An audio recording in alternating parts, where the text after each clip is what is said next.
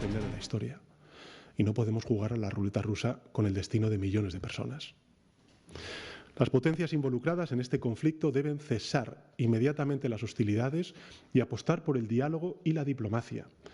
Y los demás debemos actuar con coherencia, defendiendo ahora los mismos valores que defendemos cuando hablamos de Ucrania, de Gaza, de Venezuela o de Groenlandia. Porque la pregunta no es si estamos o no a favor de los ayatolás. Nadie lo está. Desde luego no lo está el pueblo español y, por supuesto, tampoco el Gobierno de España. La pregunta, en cambio, es si estamos o no del lado de la legalidad internacional y, por tanto, de la paz. Vamos a colaborar, como hemos hecho siempre, con todos los países de la región que abogan por la paz y por el cumplimiento de la legalidad internacional, que son dos caras de la misma moneda, apoyándoles con los recursos diplomáticos, también materiales, que se requieran. Vamos a trabajar con nuestros aliados europeos en una respuesta coordinada y que pueda ser definitivamente eficaz. En primer lugar, no a la quiebra de un derecho internacional que nos protege a todos, especialmente a los más indefensos, a la población civil. En segundo lugar, no a asumir que el mundo solo puede resolver sus problemas a base de conflictos, de bombas. Y finalmente, no a repetir los errores del pasado. En definitiva, la posición del Gobierno de España se resume en 4 palabras: no a la guerra. De esta forma, el presidente del gobierno español, Pedro Sánchez, le respondía esta mañana desde la Moncloa al presidente Donald Trump, que ayer directamente habló de un corte total del comercio con España en represalia por las medidas adoptadas justamente por Sánchez de prohibirle a los aviones estadounidenses, particularmente a los aviones cisternas estadounidenses, utilizar 2 bases que tiene España, que son bases de la OTAN, para justamente aterrizar y a participar de las operaciones que abastecían justamente a los aviones que están combatiendo contra el régimen iraní. Una decisión insólita para muchos, que nosotros te habíamos adelantado ayer, incluso antes de escucharlo a Trump, que había generado muchísimo malestar dentro de la OTAN y particularmente en Washington DC, porque es una decisión que se da no en un primer momento que estuvo esta decisión, se da incluso después de que Irán estuviera atacando a países del Golfo y a la propia Unión Europea atacando a la base que tiene el Reino Unido en Chipre. Bueno, nada de esto importa a Sánchez, que claramente está decidido a respaldar al régimen iraní, por lo menos a congraciarse con el régimen iraní, que de hecho le agradecía ayer en un mensaje de su embajada. Ahora, hay algo muy interesante. Vamos a repasar ahora lo que decía Donald Trump ayer, pero hay algo muy interesante y es el concepto del derecho internacional, que algunos líderes creen que solo vale para Occidente. Es decir, dicen, nosotros tenemos que respetar el derecho internacional. Ahora, ¿qué pasa cuando hablamos del respetar un derecho que no respeta ningún actor no occidental? Porque Rusia respeta el derecho internacional. ¿Qué hizo en Ucrania? China respeta el derecho internacional. Miren todo lo que está haciendo en el mar de China Meridional. Pregúntenle a Filipinas si respeta el derecho internacional. Ni que hablemos de lo que va a suceder seguramente en Taiwán más pronto que tarde.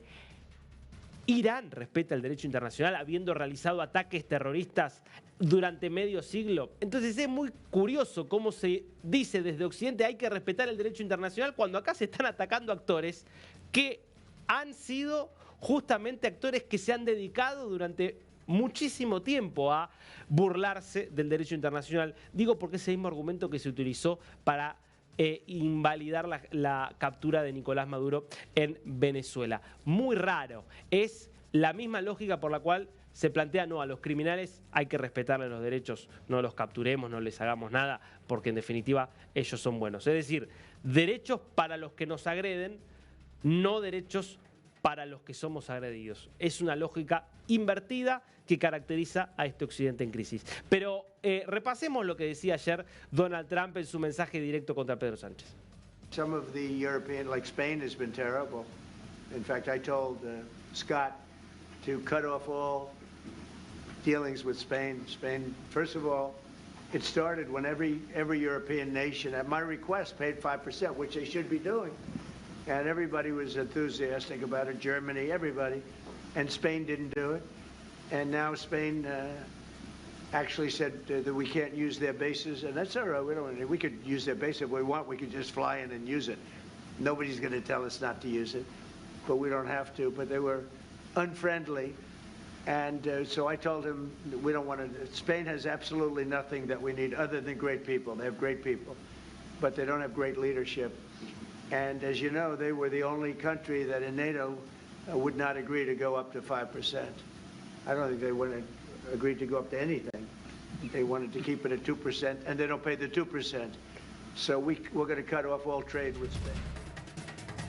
Esta es la estrategia directamente, vamos a cortar todo el comercio. ¿Y por qué Trump no plantea una suba de aranceles, sino directamente cortar todo el comercio? Bueno, esto es un efecto directo del fallo que hace 2 semanas y media hace una semana y media, sancionaba la Corte Suprema de Justicia de Estados Unidos, declarando inválido el argumento por el cual Trump llevó adelante sus aranceles recíprocos contra todos los países. Ese argumento por el cual, en nombre de la Ley de Emergencia Internacional, la Ley de Poderes de Emergencia por Crisis Internacionales, Trump decía: a vos, porque te considero una amenaza, te subo 15%, a otro le subo el 30%, a otro se lo bajo a 5%. Bueno, eso la Corte le dijo que no podía hacer, pero ¿qué pasa? ¿Por qué le dijo que no podía hacerlo? Porque la ley invocada no menciona la palabra aranceles. ¿Qué sí dice la ley invocada? Que en condiciones de emergencia se puede argumentar que es un riesgo hacer negocios con un determinado país y por lo tanto el presidente podría cancelar todo el comercio. Básicamente establecer un embargo por la vía del establecimiento de licencias especiales que se requerirían para hacer negocios con dicho país. Eso ya lo había planteado Trump y es lo que estaría en juego en España, porque cree Trump y cree el gobierno que eso no podría ser invalidado por la Corte. Hace un ratito habló el secretario del Tesoro, Scott Bessent, profundizando sobre lo que va a hacer justamente Estados Unidos con España. President Trump's frustration with the Spanish government is justified. That, first of all, they've been terrible actors. They are the only NATO member not meeting their NATO requirement. That's known as a free rider. So the Spanish government is intentionally free riding off the U.S. government and all the other NATO allies who have stepped up. NATO has never been stronger thanks to President Trump. And the Spanish don't want to pay their fair share. And they said, well, you know, we've got the Pyrenees between us and Russia. Well, you know, the U.S. has the Atlantic Ocean, and we are the largest contributor to NATO. And then it was unacceptable over the weekend that the Spanish were highly uncooperative regarding the U.S. bases and what we could do with our planes as we began executing on Operation Epic Fury. So anything that slows down our ability to engage and prosecute this war in the fastest, most effective manner puts American lives at risk. The Spanish put American lives at risk. Y esto también habla de las particularidades de Occidente y de por qué hoy están tan enfrentados Estados Unidos y los líderes europeos. Porque, fíjense, hay una amenaza para Europa, para Estados Unidos, para el mundo, como es el régimen iraní. Hoy los precios del gas han subido mucho más que los del petróleo por el papel de Qatar, atacado por Irán. Quien más sufre eso es quien más depende del gas, que es Europa. Es decir, Europa está sufriendo mucho peor que Estados Unidos los efectos de la extorsión iraní. Sin embargo, la posición de los líderes europeos es: no, se viola el derecho internacional si se ataca a un régimen que ha promovido el terrorismo durante 47 años, ¿no? Digo, una lógica absolutamente de provoquémonos daños autoinfligidos en nombre de sostener una norma que no existe porque la respetamos solo nosotros, pero el resto de los jugadores no la respeta. Bueno, acá vemos lo mismo. Hay un país que es España, que es parte de una alianza de 32 países que integran justamente la alianza del Tratado del Atlántico Norte. 33 países en rigor, es decir, un país más España más otros 32 países. 32 países dicen: estamos de acuerdo en aumentar el gasto militar porque obviamente estamos en un mundo con más guerras, cada vez más conflictivo, hay que aumentar el gasto militar. Todos de acuerdo. España dice: no, yo no. Pero no dice: yo me voy de la OTAN. Dice: no, yo no. Ustedes gastan el 5% del PBI, yo gasto el 2%. Es un disparate. Es lo que se conoce en inglés y lo que decía Scott Bessent como un free rider. Es el que no paga el transporte público y se cuela y viaja gratis. Es el tipo de actores que justamente contaminan a toda la sociedad, porque si todos hicieran lo que hace España, no hay más OTAN. Si todos hacen lo que los que se cuelan y viajan gratis en el transporte público, no hay transporte público. La posición tendría que ser de todos los países de la OTAN contra Pedro Sánchez. Bueno, solo Estados Unidos es el que se lo marca. Lo mismo con lo que está pasando hoy dentro de la Unión Europea.